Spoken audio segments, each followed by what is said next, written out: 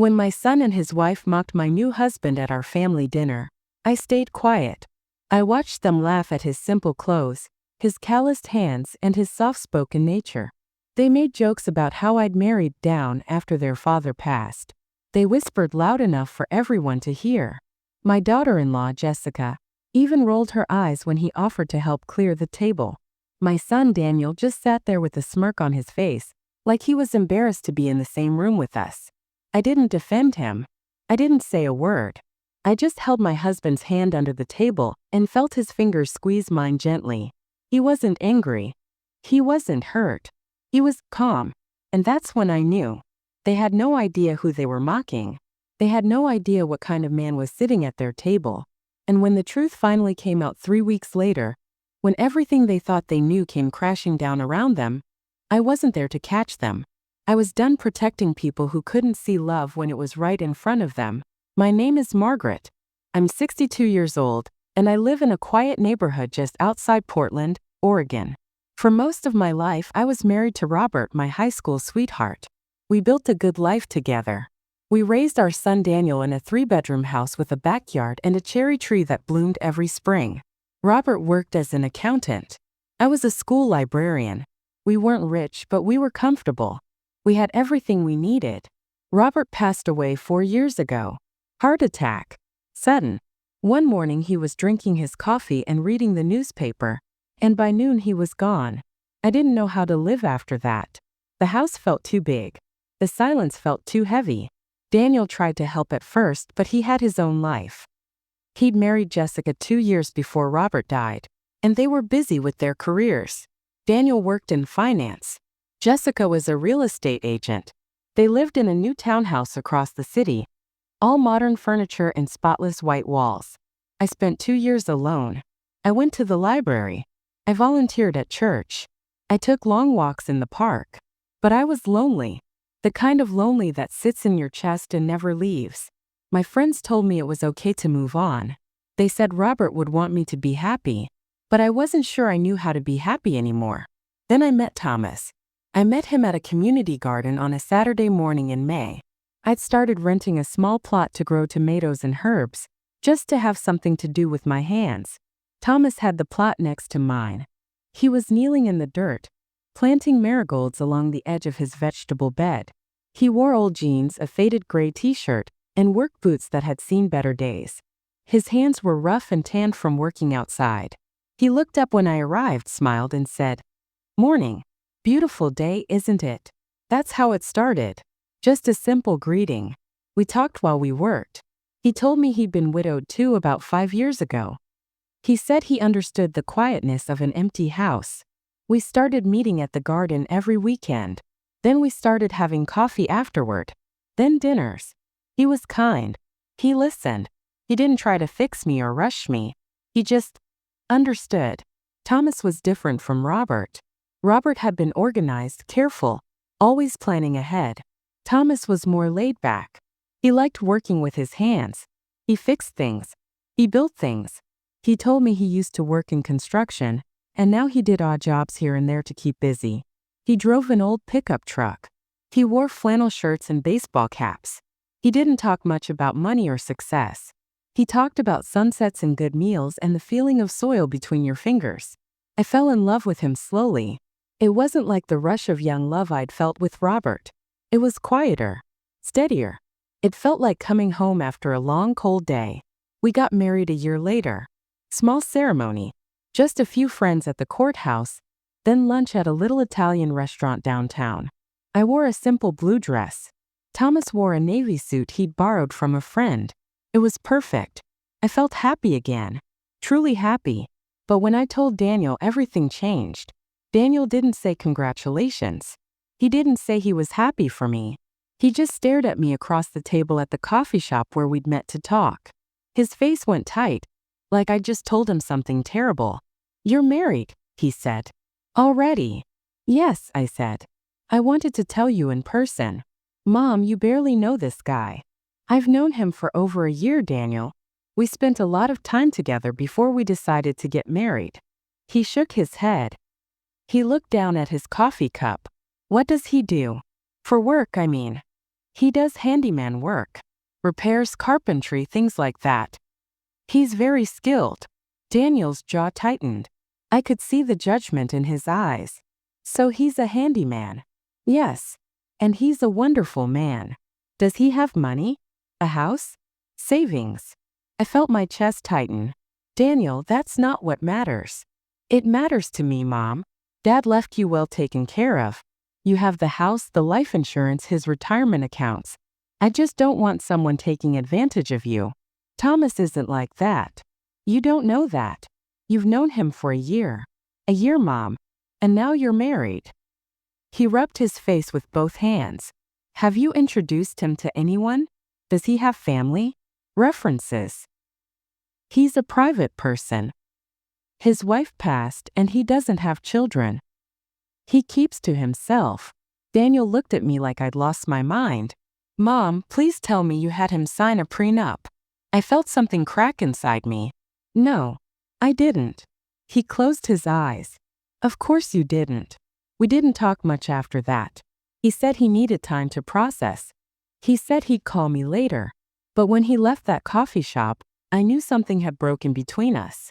A week later, I got a call from Jessica. Margaret, hi. It's Jessica. Her voice was sweet, but I could hear the edge underneath. Daniel told me about your marriage. Congratulations. Thank you, Jessica. We'd love to meet him. Why don't you both come over for dinner? This Friday. I hesitated. I knew this wasn't a friendly invitation, but I also knew I couldn't avoid it forever. That sounds nice. I'll ask Thomas. Great. Let's say 6 o'clock. Casual. Just family. When I told Thomas about the dinner, he was quiet for a moment. Then he smiled. It's okay, Margaret. I understand. They're worried about you. Let's go. Let them meet me. Maybe it'll help. I loved him for that. For not being angry. For not taking it personally. But I was nervous. I knew my son. I knew Jessica. I knew how they looked at people. How they measured worth. That Friday, we drove to their townhouse in Thomas's old pickup truck. I wore a casual sweater and slacks. Thomas wore jeans, a clean flannel shirt, and his work boots. He'd showered and shaved. He looked nice. Neat. But I knew what Daniel and Jessica would see. They'd see the truck. The boots. The calloused hands. Jessica opened the door with a bright smile that didn't reach her eyes. Margaret. And you must be Thomas. Come in, come in. The house smelled like roasted chicken and rosemary. Everything was spotless. The floors gleamed. The furniture looked like it came straight from a magazine. Jessica wore a crisp white blouse and tailored pants. Daniel stood in the kitchen in a button-down shirt and expensive loafers, holding a glass of wine. Thomas, Daniel said, shaking his hand. Good to meet you. You too, Thomas said quietly. Thanks for having us. We sat down in the living room. Jessica brought out cheese and crackers on a marble board. She poured wine. Thomas asked for water instead. I saw Jessica and Daniel exchange a look. So Thomas, Daniel said, leaning back in his chair. Mom says you do handyman work. That's right. What kind of work exactly? Whatever people need. Plumbing repairs, carpentry, painting, roofing. I've done a little bit of everything over the years. Sounds flexible, Jessica said, sipping her wine. Thomas nodded. It is. I like working with my hands. I like helping people fix things. Do you have a business? A company name? Daniel asked. No, nothing formal. Just word of mouth mostly. Another look between them. And you live? Jessica asked. I have a small place outside Gresham. Just a rental. Nothing fancy. Jessica said like she was checking off boxes in her head. The conversation went on like that. Polite on the surface. Cold underneath. They asked him questions like they were interviewing him for a job. Where did he grow up? Did he go to college? What did his parents do? Did he have any retirement savings? Thomas answered everything calmly. Honestly, he didn't try to impress them. He didn't exaggerate or defend himself. He just was who he was. And I could see it in their faces. The disappointment, the judgment, the pity for me. At dinner, Jessica made a comment about the truck. That's a vintage pickup out front, isn't it? she said with a little laugh. Does it still run? It does, Thomas said. Runs great, actually. I've kept it in good shape. How old is it? About 20 years. She smiled. Wow, that's commitment. Daniel smirked into his wine glass. After dinner, Thomas offered to help clean up. Jessica waved him off. Oh no, don't worry about it. You're a guest. But I saw the look she gave Daniel. The eye roll. Like Thomas offering to help was somehow beneath them. When we finally left, I felt exhausted. Angry. Sad. Thomas was quiet on the drive home. Finally, he said, They're just worried about you, Margaret. It's okay. It's not okay, I said. They were rude. They don't know me yet. Give them time. But I knew better. I knew my son. And I knew this wasn't going to get better. The weeks after that dinner were hard. Daniel barely called. When he did, the conversations were short and stiff. He'd ask how I was doing, but he never asked about Thomas. It was like my husband didn't exist. Jessica was worse. She started sending me articles, links to news stories about older women being scammed by younger men, posts about financial planning and protecting your assets. She'd text things like, Just thinking of you, Margaret. Wanted you to stay informed. It hurt. Every message felt like a little knife. Thomas noticed, but he never complained. He'd see me reading those texts, and he'd just come over and kiss the top of my head. It's okay, he'd say. They'll come around. But I wasn't sure they would. Then came Thanksgiving. Jessica called me in early November. We're hosting Thanksgiving this year, she said. Just a small thing. You and Thomas should come. I didn't want to go. I really didn't. But Thomas convinced me. It's a holiday, Margaret. Family should be together. Let's try. So we went. Jessica's townhouse was decorated like something out of a home magazine. Fall garlands on the mantel. Candles everywhere. A beautifully set table with cloth napkins and name cards. She'd invited her parents too. Ron and Linda. They were nice people, polite, but I could tell Jessica had already told them about Thomas. They looked at him the way you'd look at someone you felt sorry for. We sat down for dinner. Daniel carved the turkey. Jessica brought out dish after dish. Sweet potatoes with marshmallows. Green bean casserole. Cranberry sauce from scratch. Everything looked perfect. The conversation started out okay. We talked about the weather. About Jessica's recent sales. About Ron's golf game. But then, halfway through the meal, Daniel started asking Thomas questions again. So Thomas, Daniel said, cutting into his turkey, what's your plan for the future? Are you going to keep doing the handyman thing? Or are you thinking about something more stable? Thomas set down his fork. I like what I do. It's steady enough for me. But you don't have benefits, right? Health insurance? A 401k. Daniel, I said quietly. Not now. I'm just asking, Mom. I think it's a fair question. Jessica jumped in. I think what Daniel means is it's important to plan ahead, especially at your age. She smiled at Thomas, but it wasn't kind. I mean, you're what, 60? 65. 63, Thomas said. Right. So retirement's not that far off. Do you have anything saved? I felt my face go hot. Jessica, that's enough. It's okay, Margaret, Thomas said. He looked at Jessica, then at Daniel. I have enough to get by. I don't need much. I'm not worried. Ron cleared his throat. Well, that's good. Simple living and all that. Jessica laughed, but it was sharp. Simple is one word for it. I saw Thomas's jaw tighten just a little, but he didn't say anything. Then Jessica turned to me. Margaret, I hope you're being smart about your finances. Keeping things separate. Just in case. In case of what? I said. In case things don't work out. I put my napkin on the table. Things are working out just fine, Jessica. Daniel sighed. Mom, she's just trying to help. We all are. We care about you. If you cared, you'd be happy for me. We want to be happy for you, Daniel said. But you have to understand how this looks. Dad's been gone 4 years. You meet some guy at a garden and suddenly you're married. He doesn't have anything to his name. He drives a truck older than my car. He lives in a rental. He shook his head. I'm sorry, but it doesn't add up. Thomas stood up. He did it slowly, calmly. I think we should go, Margaret. No, wait, Daniel started. It's fine, Thomas said. His voice was steady, but I could hear the hurt underneath. I don't want to make anyone uncomfortable. Thank you for the meal. I stood up too. My hands were shaking. Daniel, I'm your mother. And Thomas is my husband. If you can't respect that, then I don't know what else to say. Jessica crossed her arms. We're just being realistic, Margaret. Someone has to be. I looked at my son, at the man I'd raised, the boy I tucked into bed every night, the young man I'd been so proud of, and I barely recognized him. Let's go, I said to Thomas. We walked out. We got into the truck.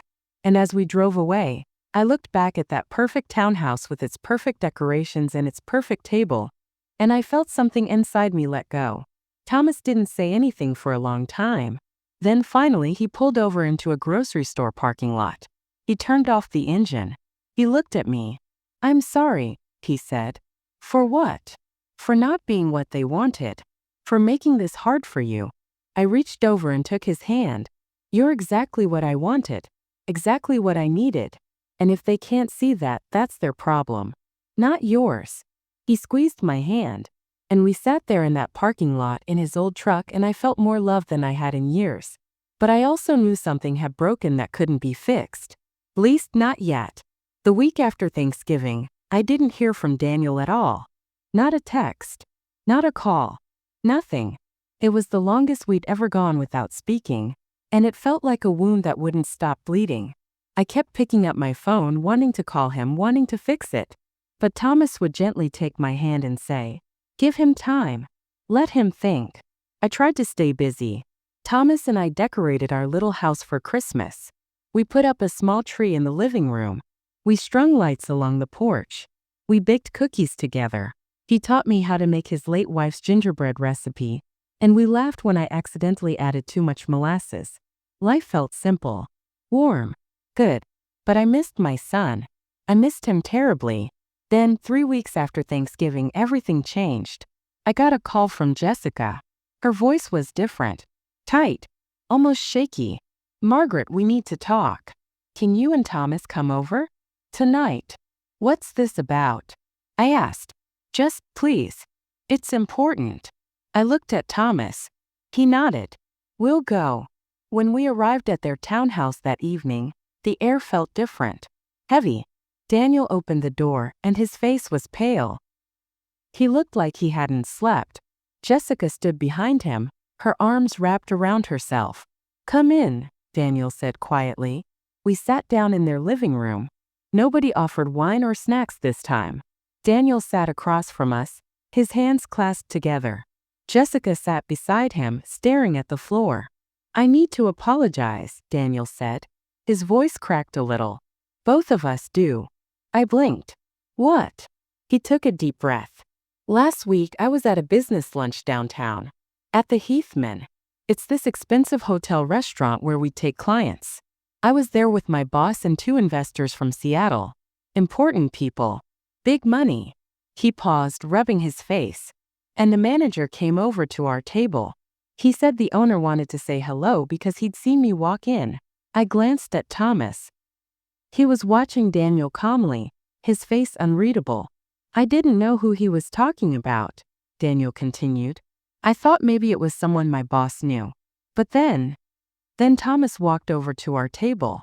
My heart stopped. He was wearing a suit, Daniel said, his voice barely above a whisper. A really nice suit. He looked different, professional. And he shook hands with my boss, asked how the meal was, made small talk about the hotel renovations. And my boss, he was so impressed. He kept saying, you didn't tell me your family knew Thomas Warren. And I just stood there. I didn't know what to say. Jessica finally looked up, her eyes red. Daniel came home and told me, and I didn't believe him at first. So I looked you up online, Thomas. Your full name. Thomas Warren. Thomas nodded slowly. And what did you find? Everything, Jessica whispered. You own the Heathman Hotel. You own 3 other hotels in Oregon and Washington. You sold your construction company 15 years ago for $40 million. You're on the board of 2 hospitals and a children's charity. You've donated millions to housing programs and veteran services. Her voice broke. You're one of the wealthiest people in Portland. And we treated you like. She couldn't finish. The room was silent. I looked at Thomas. My Thomas. In his flannel shirt and old jeans. He met my eyes and I saw something there I'd never seen before. Not pride. Not anger. Just sadness. Why didn't you tell us? Daniel asked. Why didn't you say anything? Thomas leaned back in his chair. He was quiet for a long moment. Then he spoke, his voice soft but clear. Thomas leaned back in his chair.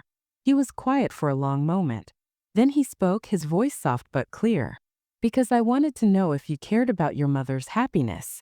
I wanted to know if her being loved, being safe, being treated with kindness, if that was enough for you. I didn't want to be judged by my bank account or my resume. I wanted to be judged by how I treated her.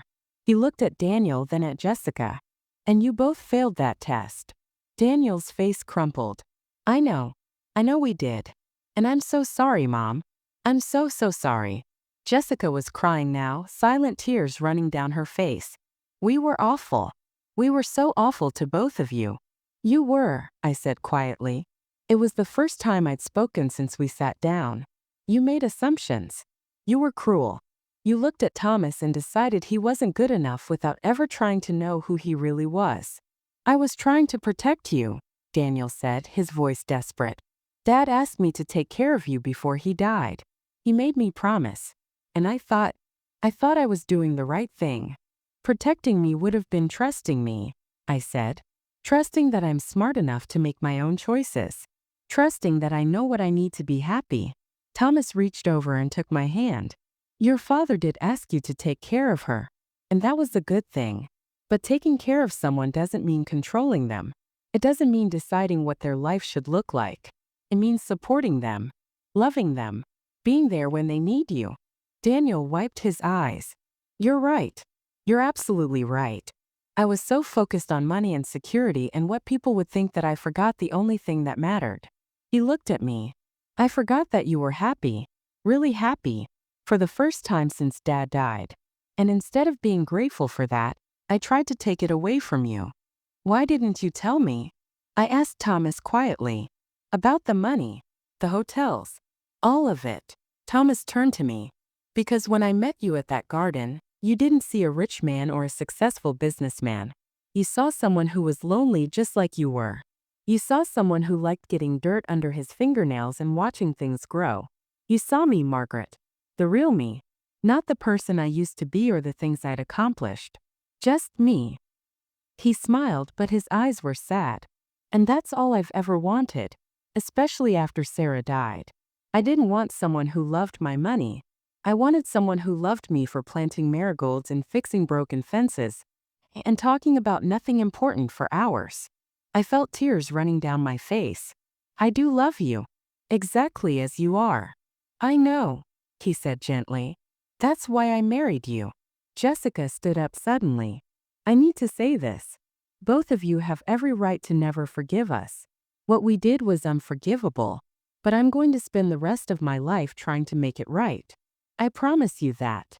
Daniel nodded, standing beside her. Me too, Mom. I don't expect you to forget what we said or how we acted. But please give us a chance to do better. I looked at them both. My son and his wife. They looked broken, ashamed, but also genuine. I looked at Thomas. He squeezed my hand. Your choice, Margaret. Whatever you want. I took a deep breath. It's going to take time. You both hurt me. You hurt Thomas. And that's not something that just goes away because you're sorry. We understand, Daniel said. But, I continued, you're my son. And family forgives. Even when it's hard. Even when it hurts. So yes, we can try again. But things are going to be different from now on. You're going to respect my choices. You're going to respect my husband. Not because of what he owns, but because of who he is. Because I love him. And that should be enough. Daniel's face flooded with relief. It is enough. Promise. It is. Jessica came over and hugged me, careful and tentative, like she was afraid I might push her away. I hugged her back. Not because everything was fixed, but because forgiveness has to start somewhere. Christmas that year was different. Daniel and Jessica came to our house, the little two-bedroom place Thomas and I shared on the edge of town.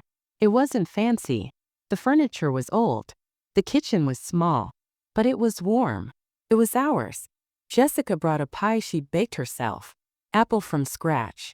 Daniel carried in a box of ornaments he'd found in his attic. Things from when he was a kid. "I thought you might want these, Mom," he said quietly. "For your tree." We hung them together. The little ceramic angel I'd made in a pottery class when Daniel was 5. The wooden snowman Robert had carved one winter. The paper star Daniel had made in 1st grade. Wrinkled and faded but still held together with yellowed tape. Thomas made hot cider on the stove. We sat around the tree, just the 4 of us, and for the first time in months it felt like family again. Daniel asked Thomas about the hotels, about the construction business, about how he'd built everything. But he also asked about the garden, about Thomas's favorite tools, about what he was planning to plant in the spring. He asked like he really wanted to know, like he cared about the answer. Jessica was quieter, but I could see her watching us. Watching the way Thomas brought me my tea without me asking. The way he'd touch my shoulder when he passed by. The way we'd glance at each other and smile over some private joke. I think she finally understood what she'd almost missed seeing. That love isn't about what you have. It's about how you show up for each other. Every single day. Before they left that night, Daniel hugged me tight. "I love you, Mom. I'm sorry I forgot what that was supposed to look like." "I love you too," I said. "Always." After they were gone, Thomas and I sat on the couch in the glow of the Christmas lights. The house was quiet again, but it was a good kind of quiet. Peaceful. "Thank you," I said. "For what?" "For being patient. For not giving up on them. For not giving up on me." He kissed my forehead. "Margaret, I didn't marry you because of your son. I married you because of you. Everything else we just figure out as we go." I leaned against him, feeling his heartbeat, steady and strong. "Do you ever regret it? Not telling them sooner? Letting them treat you that way?" He thought about it for a moment. "No, because now I know they're learning what really matters. And that's worth more than anything I could have told them on day 1. He was right. Some lessons can't be taught. They have to be learned the hard way. In the months that followed, things slowly healed. Daniel and Jessica made efforts. Real ones. They invited us over. And this time the conversations were genuine. They asked about our lives, our plans, our garden. Jessica even came over one Saturday to help me plant bulbs for spring. We worked side by side in the dirt, not saying much, just being together. And somewhere in that silence, something softened between us. Thomas donated to a scholarship fund in Robert's name. He didn't tell me he was going to do it. I found out when the college sent me a letter. It was for students studying library science. When I asked him why, he said, "Because Robert was important to you. And that makes him important to me." That's when I knew. That's when I really truly knew. I'd found something rare. Something real. Looking back now, I understand why everything happened the way it did. My son needed to learn that worth isn't measured in dollars or titles. Jessica needed to learn that kindness and character matter more than appearances. And maybe I needed to learn that standing up for my own happiness, even when it disappoints the people I love, isn't selfish. It's necessary. Thomas taught me that. Not with his wealth or his success, but with his quiet strength, his patience, his ability to be exactly who he was no matter who was watching. We still go to the community garden every weekend. We still drive his old truck. He still wears flannel shirts and work boots, because that's who he is. And I still love him exactly that way. Sometimes people ask me what I learned from all of this. And I tell them the truth. I learned that real love doesn't need to prove itself. It doesn't need to show off or demand recognition. It just exists quiet and steady, like a heartbeat you don't notice until you stop and listen. I learned that family isn't about being perfect. It's about being willing to grow, to change, to admit when you're wrong and try to do better. And I learned that happiness doesn't look the same for everyone. It doesn't come in a specific package or follow a certain timeline. Sometimes it shows up in a community garden on a Saturday morning. wearing old jeans and planting marigolds. And sometimes that's exactly what you need. My name is Margaret. I'm 62 years old. And I'm loved. Truly deeply loved. That's enough. That's everything.